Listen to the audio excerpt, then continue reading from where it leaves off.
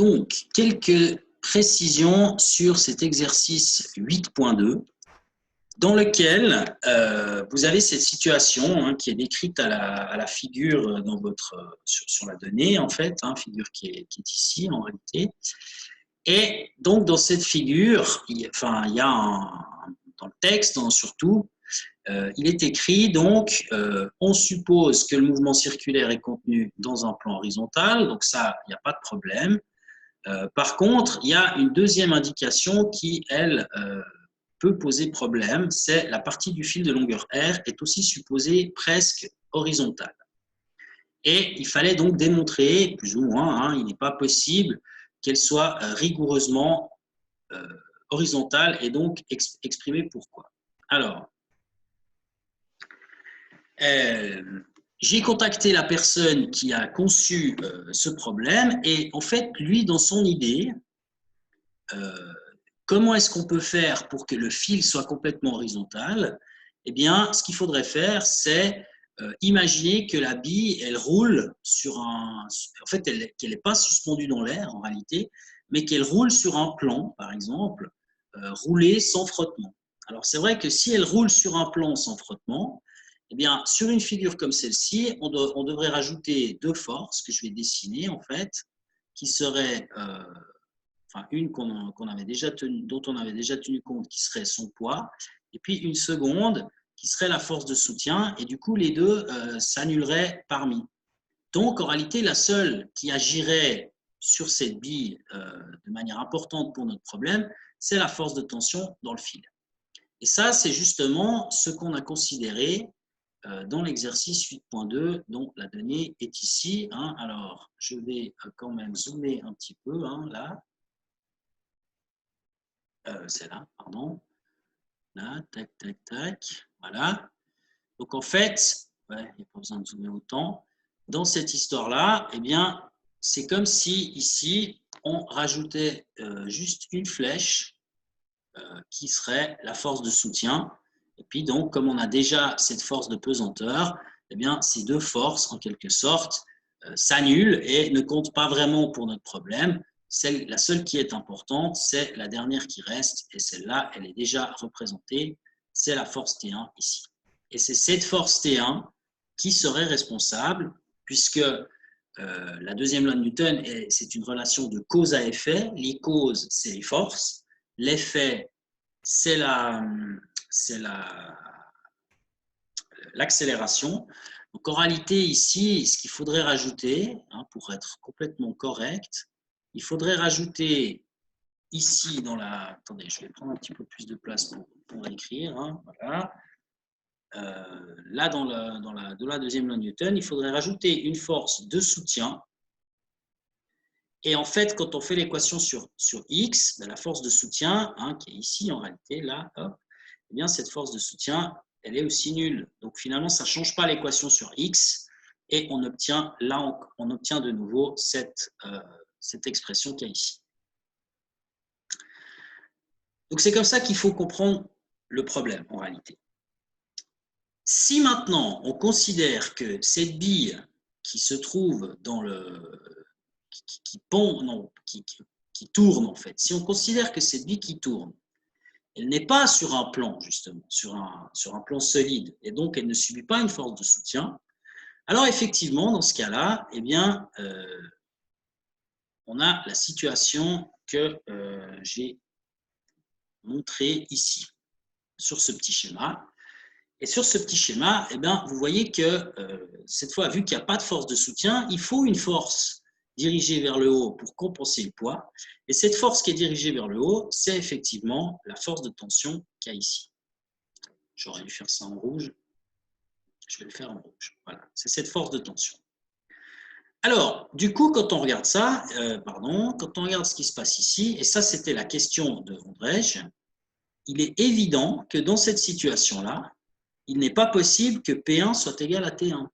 C'est impossible, en fait, en réalité, parce que la force de tension qui est oblique, qui est dans le fil, elle doit forcément être plus grande que le poids, parce que ce qui compense le poids, c'est uniquement sa partie qui est verticale. C'est-à-dire, quand je dis sa partie, c'est sa composante verticale. Et ça, c'est ce qui est exprimé dans cette relation-là. Donc, en fait, quand on regarde cette relation que vous avez, qui est correcte, vous avez M1 fois G, le poids de la bille, est égal à T1 fois sinus alpha. Première chose. Et puis, donc, cette équation-là, je vais quand même l'encadrer ici. Bon, qu'est-ce qui se passe? Attendez, pardon. Donc, je vais l'encadrer en vert. Donc, on a cette première expression-là. Et puis maintenant, si on regarde sur la perle du bas, alors elle, la perle du bas, elle subit deux forces. Puis ces deux forces, il y a une force de tension qui est dirigée vers le haut, et puis une force de pesanteur qui est dirigée vers le bas. Et donc, comme la perle est censée être immobile, c'est la condition en fait, de l'exercice, eh bien, ça veut dire que ces deux forces se compensent. Et si ces deux forces se compensent, ça veut dire qu'elles sont égales. Et donc, du coup, on a cette deuxième relation que je vais dessiner, que je vais encadrer en vert. On a cette relation-là. Alors, maintenant, ce que je vais faire, c'est que je vais les écrire ici. Donc, vous avez, je vais écrire en, si j'écris en vert, là, est-ce que c'est propre? Ouais, ça se voit bien. Alors, première relation, on a M1 fois G égale T1 fois sinus alpha. Ça, c'est l'encadré là. Et puis la deuxième, on a, je les inverse, M2 fois G, j'inverse gauche et droite, M2 fois G égale T2. Alors, on a ces deux équations-là. Alors maintenant, ce que je vous avais dit l'autre jour, c'est que, effectivement, dans la donnée, on a M1 égale M2. Et donc, on avait tout remplacé par M, et du coup, on obtient Mg égale T1 sinus alpha, et puis de l'autre côté, on obtient Mg, pour l'autre, pardon, égale T2. Et donc, quand on voit ce nouveau système d'équations qui apparaît lorsque les deux masses sont égales, eh bien, on voit que dans ce cas-là, T1 peut être égal à T2 uniquement si sinus alpha égale 1. Sinus alpha égale 1, arrête. Pardon. Il est où ce truc? Là, hop. Voilà. Sinus alpha égale 1, ça veut dire que alpha égale 90 degrés. Et donc, effectivement, le seul moyen d'arriver à ce genre de choses, c'est comme disait Andrej, c'est que les deux billes finalement pendent à la verticale. Et donc, ça veut dire qu'elles ne tombent pas. Donc, en réalité, ce qui se passe, c'est que il est impossible de faire tourner la bille, faire tourner la bille de manière à garder l'autre immobile, qui sont les conditions qu'on a imposées ici, si les deux masses sont les mêmes. Donc, en fait, ce que ça veut dire, c'est que dans notre histoire, ça, c'est faux. Ce que je vais l'encadrer en rouge. Si vous voulez, ça, c'est faux. C'est-à-dire que c'est faux par... Si vous mettez deux billes de la même masse, eh bien, vous n'arriverez jamais à réaliser cette expérience. Donc, en fait, le seul moyen de résoudre ce problème, et c'est là que je vais un petit peu effacer plusieurs choses que j'ai écrites ici. Je fasse un peu tout ça. Voilà. Donc, si maintenant, et là justement, c'est l'avis de celui qui a conçu le problème, il m'a dit, c'est vrai que mon problème, il n'est pas super bien écrit, je devrais le changer. Alors, on a discuté et puis on en est arrivé à la conclusion que ce qu'on devrait faire, c'est plutôt voir le problème d'une autre manière. Donc ça, c'est juste, ça c'est vrai. Maintenant, ce qu'on a, c'est que la force de tension, en réalité, elle se transmet à l'intérieur du fil. Donc, on a T1 égale T2. Donc, mettons ça égale T. Alors, du coup, on se retrouve avec M1 fois G égale T sinus alpha pour la première équation. Et pour la deuxième, M2 fois G égale T. Et donc, du coup, si on combine les deux, on obtient que M1 fois G égale, et là, à la place de ce T, je mets M2 fois G fois sinus alpha. Et donc, vous voyez que si vous simplifiez les G, vous arrivez à une condition qui est que M1 égale M2 fois sinus alpha. Et donc, M1 égale M2 sinus alpha, bah déjà, ça veut dire que si alpha égale 0, ce qui est la condition initiale, eh bien c'est impossible, puisque si alpha égale 0, sinus de alpha vaut 0, donc ça veut dire que M1 égale à 0.